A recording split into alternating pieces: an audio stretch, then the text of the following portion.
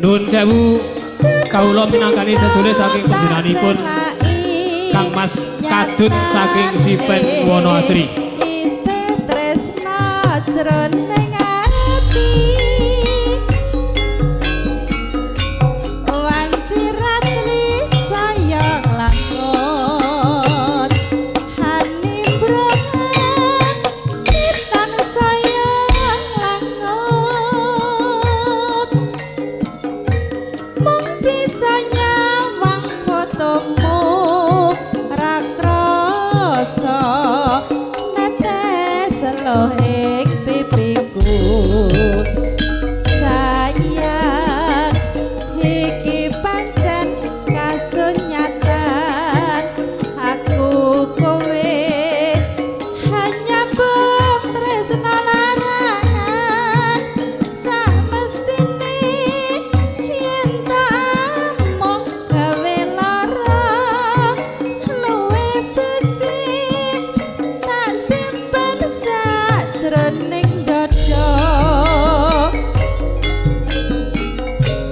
tak trimani najan lara tak gawa nganti puputing nyawa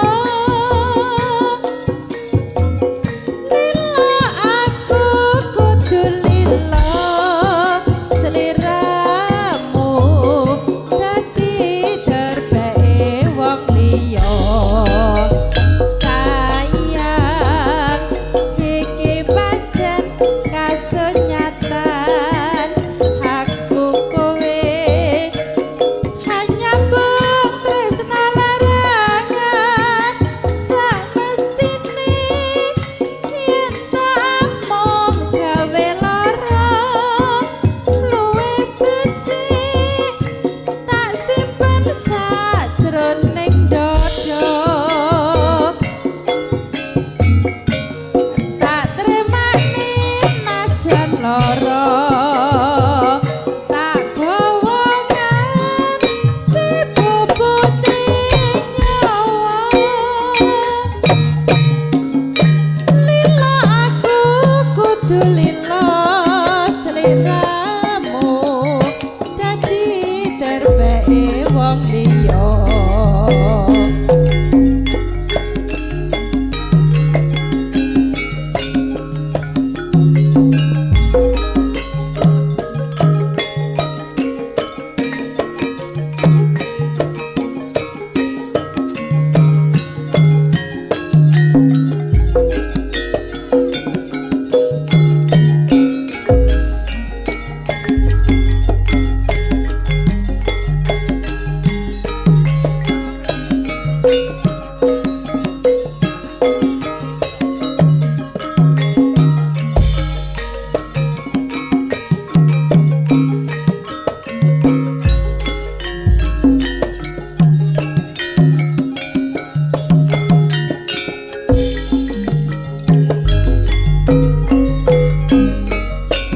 nalikane udan krimis mung kelingan sliramu wong manis datan bisa tak selai nyatane isih tresna jroning ati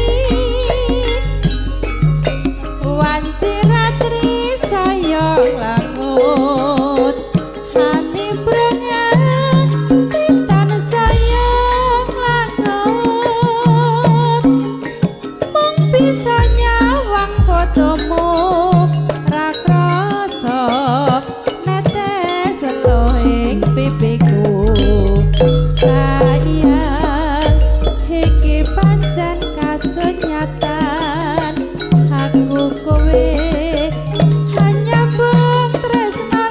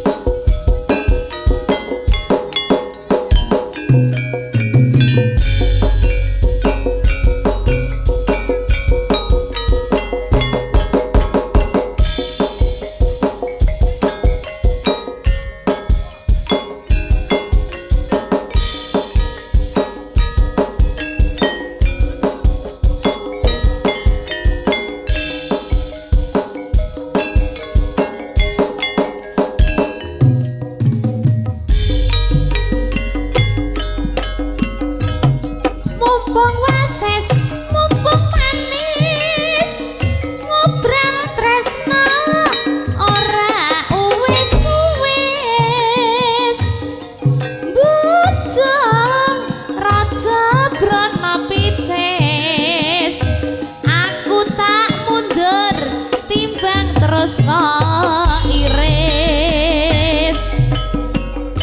Tak seblak kok jroning wismu, kowe plangkat kang luwih gawira.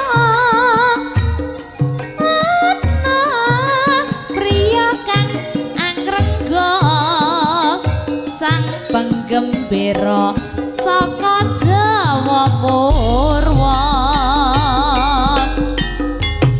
Sliramu ora kliru, numpak pupu gedhi iramamu, donya andalanmu. Wolak-wali jagatku wis dadi kodratku, ra nuntut playuku.